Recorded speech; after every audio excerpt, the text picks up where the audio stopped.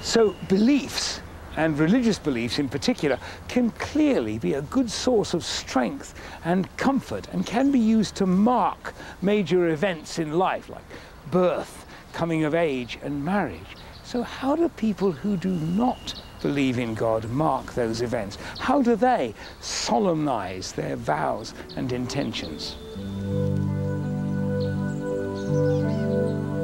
The state of matrimony is ordained by God, ... What's the alternative to that? I say to people immediately, I do non-religious ceremonies. I can't imagine calling for some kind of divine intervention into a relationship between two people. I think the two people are the ones who will either make a success of their marriage or not. For richer, for poorer. For richer, for poorer. When you pledge to each other, to what do you feel you are pledging? Yeah, I'm pledging to her. I want to be honest and good to her. I want to be a good husband. And if somebody's watching, that's fine. If somebody's not watching, that's also fine. I have to do my job as a husband. And the only important eyes that are upon you are Hannah's, is that right? Exactly. They're all over you, don't worry. I feel more or less the same as Hans. I think your marriage is committing to each other. It's nothing to do with religious or races. So that's how I feel. Perhaps the single biggest issue facing humanists everywhere is the separation of church and state.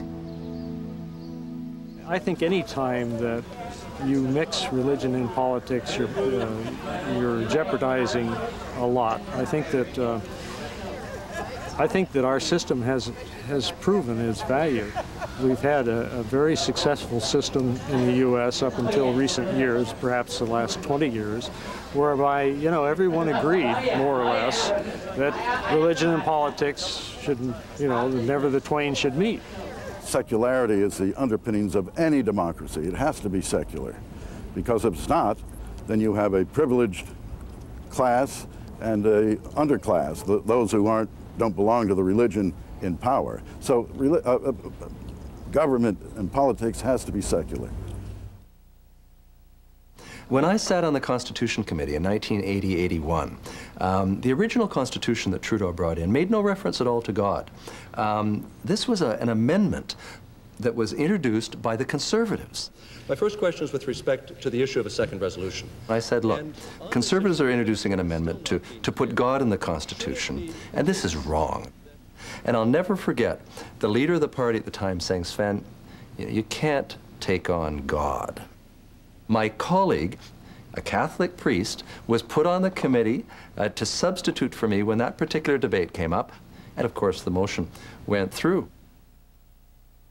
Why do you think that criticism and dissent matter that much? And what I worry about in the United States today is a kind of narrowing of the right to dissent. Patriotism and religiosity are tied together for many Americans, and I deplore that. I mean, this is the land of dissent, of freedom of conscience, of the right to believe or not to believe. We're committed to reason, science, free inquiry, and to develop ethical alternatives. I think we can argue as humanists that every person on the planet has equal dignity and value, and that our concern should be not simply with our own nation or our own region, but the planetary situation.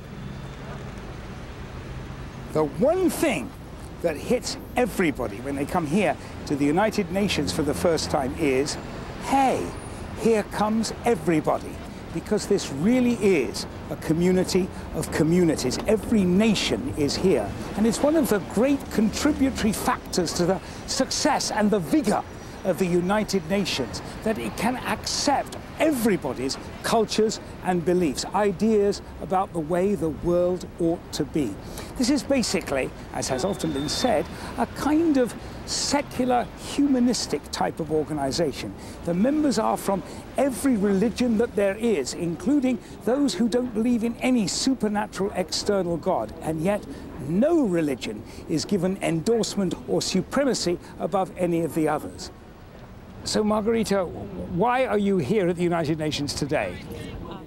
I work here together with Methodist women, with Presbyterian women, with Catholic women, and they seem to be all on the humanistic bent. There are Muslim women here. I mean, I think it's where we can interface, where we know that the problems are made by human beings, and somehow we need to figure out how to address them or redress them. As a medical oncologist, I'm often faced with death and grieving. And one thing that people ask so often of humanists is, even if they feel that they have been good without God all their lives, do they have second thoughts as they come to face the end of their lives? I have no problem seeing this life as all there is. In fact, I have been known to define humanism as the belief that the natural world is all there is. You throw a stone into a mill pond, and that's the event. And if you're very close to it, like a water spider walking closer, you're rocked by that event. Now, most of us, our ripples aren't very wide and don't last very long. But if we're fortunate to do something extraordinary, then our ripple is large and lasts way in the future